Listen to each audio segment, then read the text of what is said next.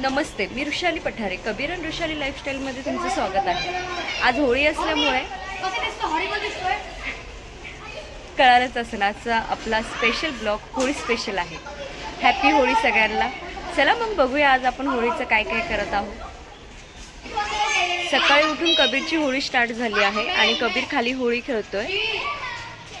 छान ऊन पडला आहे, होळी स्टार्ट झालेली आहे।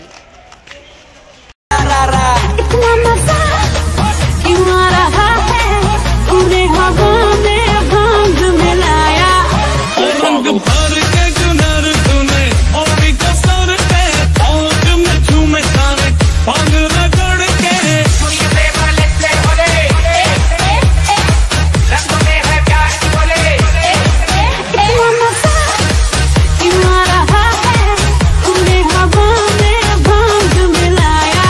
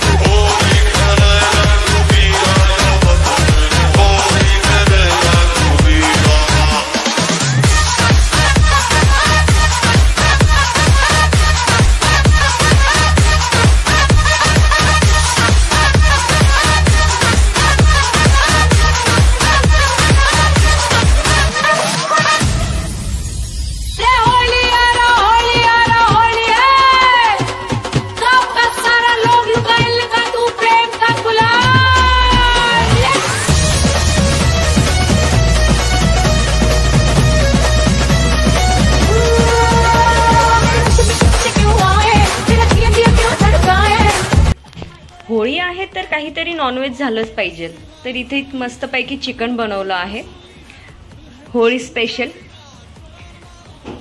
चला मग तुम्हाला सगळ्यांना पुन्हा एकदा हॅपी होळी आणि थँक्यू।